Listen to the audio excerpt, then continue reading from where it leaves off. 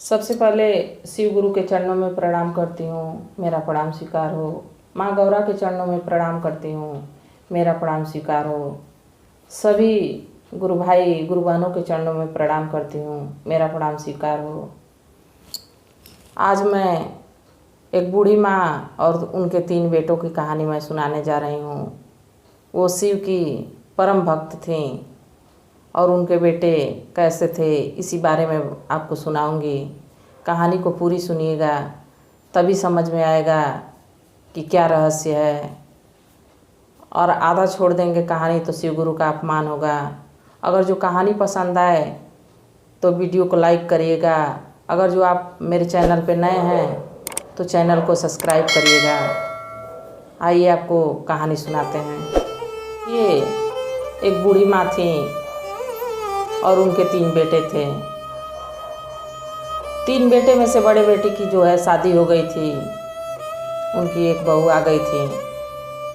और जो बूढ़ी माँ थी वो शिव की शिष्या थी। वो शिव गुरु की पूजा किया करती थी, शिव चर्चा किया करती थी और नमः शिवाय का जाप किया करती थी। बाकी जो बड़ी बहू थी बहुत उदंड विचार की थी, दुष्ट थी। वो हमेशा अपने सासू माँ से जलती रहती थी और वैसा ही उसका पति भी था। उन लोग का विचार जो है भगवान के प्रति बहुत बुरा था। कभी भगवान को लोग मानते ही नहीं थे। तो देखिए, भगवान को मानना चाहिए। बूढ़ी माँ जो है वो भगवान की पूजा करती रहती थी। कुछ ही दिन बाद उनके दूसरे बेटे की भी शादी हो गई, बहू आ गई। जब बहू आ गई तो देखी कि जेठानी मेरी सास के साथ बुरा व्यवहार करती हैं। तो जो बहू आई नई वाली वो उससे भी बुरा व्यवहार करने लगी। बूढ़ी माँ को हमेशा सताती थी, उनसे सारा काम धाम करवाती थी। कहती थी कि जब दीदी काम नहीं कर रही हैं तो मैं क्यों काम करूं? आप दिन भर सिर बड़ की रहती हैं हमेशा और दिन भर टोना टोटका करती रहती हैं। आपका कोई काम नहीं है क्या? तो बूढ़ी माँ कहती थी कि काम तो बहुत है और मैं तो तुम लोग का काम करने के बाद ना अपने भगवान की भजन करती हूँ, चर्चा करती हूँ, कहीं जाती हूँ मंदिर पे। तो जो बहू थी दोनों मिलके बहुत सताती थी बूढ़ी माँ को। पर कुछ दिन बीता, 2-4 साल बीता। इसके बाद उनके छोटे बेटी की शादी हो गई। छोटी बहू आई तो बहुत शिव की शिष्या थी, बहुत बड़ी भक्त थी। भगवान शिव को गुरु बनाई थी और पूजा अर्चना किया करती थी।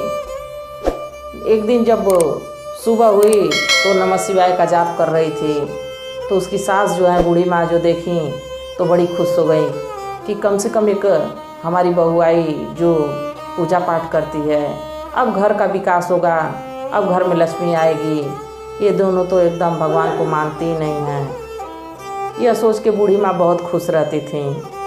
तो वो देवरानी जेठानी जो पहले की आई थी, एक दिन इनको देखी कि ये भी नमः शिवाय का जाप कर रही हैं, सासू माँ भी और उनकी देवरानी भी नमः शिवाय का जाप कर रही है। तो दोनों जो देखी उन सबों के मन में क्या आया, दोनों सोचती थी कि क्यों नहीं इन लोग की पूजा पाठ को भंग किया जाए।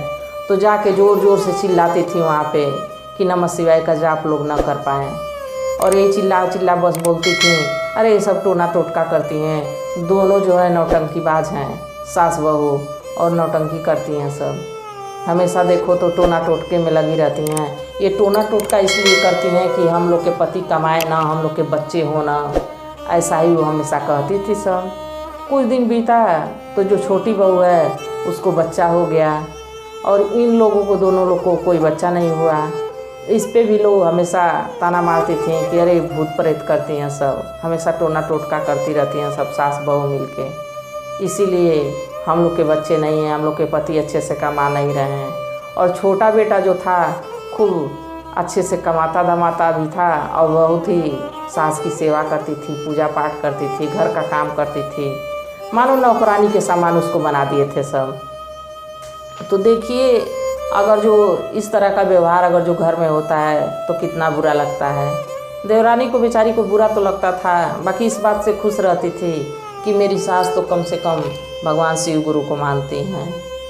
ऐसा करते करते जब कुछ समय बीता तो दोनों देवरानी जेठानी जो हैं अपने पतियों को चढ़ा के और इनको घर से निकलवा दी, छोटे बेटे को, कहीं कि इनको अलग कर दीजिए। भाई जो है उनका पूरा धन ले लिए, खेती बाड़ी ले लिए और कहे कि तुम चले जाओ यहाँ से, माँ को लेके चले जाओ, यहाँ रहने की ज़रूरत नहीं है, तुम लोग मिल के टोना टोटका करते हो तो मेरी पत्नियों को बच्चा नहीं हो रहा है और हम लोग ठीक से ना रह पा रहे हैं, ना कमा धमा पा रहे हैं। भगा दिए लोग। वो बेचारा अपनी माँ को लिया, अपने पत्नी को लिया, घर से निकल गया, गांव के बाहर जाके झोपड़ी बना के वहीं रहने लगा। कुछ दिनों बाद आस पड़ोस सबसे अपना मिलना जुलना हो गया, सारे लोग उधर जो थे सब लोग मिल के रहने लगे। और धीरे धीरे धीरे धीरे धीरे धीरे जो छोटी बहू थी इतना शिव की भक्त थी कि हमेशा शिव चर्चा करवाती, पूजा करवाती, तो लोग धीरे धीरे आते आते वहाँ भी जागरूक हो गए, भगवान को मानने लगे, कहने लगे अरे इनकी बहू तो बड़ी धर्मात्मा है। एक बार बड़ा शिव चर्चा रखी तो सोची कि क्यों ना सबको बुला रही हूँ तो अपने जेठ जेठानी को भी बुला दूँ। तो यही सोच के वो जेठ जेठानी को सोची कि बुलाऊँ। जेठ जेठानी जो है आए। बाकी तो जेठानियों के मन में तो इतना कलह था, इतना उन लोग को दिक्कत था कि वो लोग सोचती थी कब इसको हानि पहुँचे, कब इसका नुकसान किया जाए। दोनों जब देवरानी जेठानी लोग आई शिव चर्चा में, अभी शिव चर्चा शुरू नहीं हुआ था, तभी वो लोग एक सपेरे के पास गई और वहाँ से सांप ली और सांप लेके आई और उसको पिटारी में बंद करके लेके आई थी, लोग लेके आई।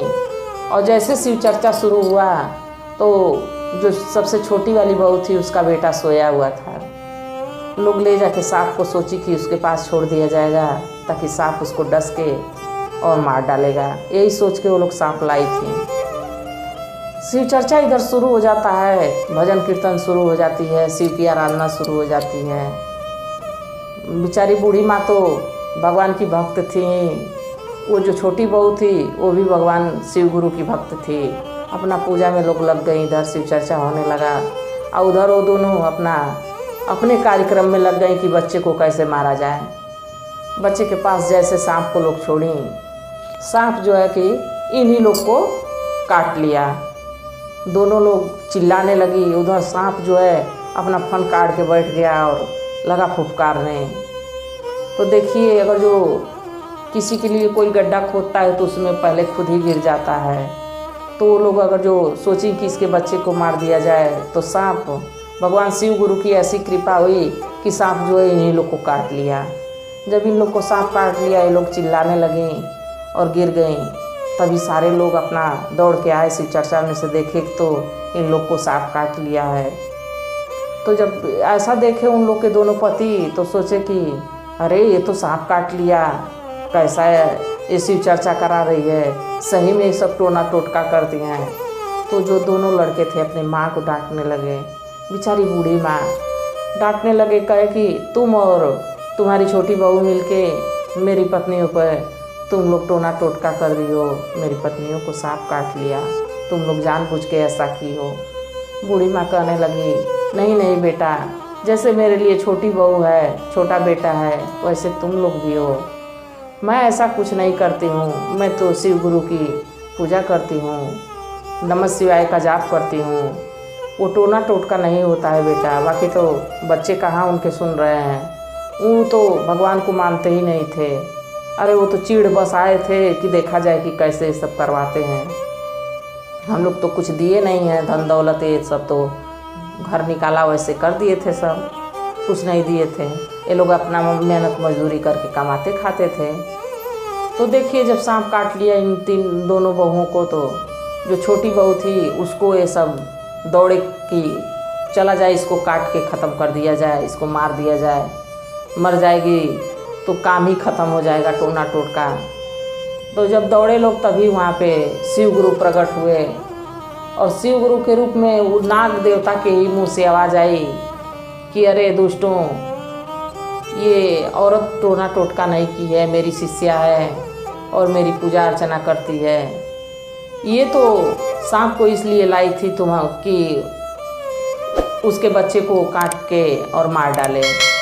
तो देखो अगर जो वो लेके आई थी कि बच्चे को काटना है तो इसलिए मेरी शिष्या थी तो उसके बच्चे पे कैसे कष्ट आएगा, कैसे विपत्ति आएगी।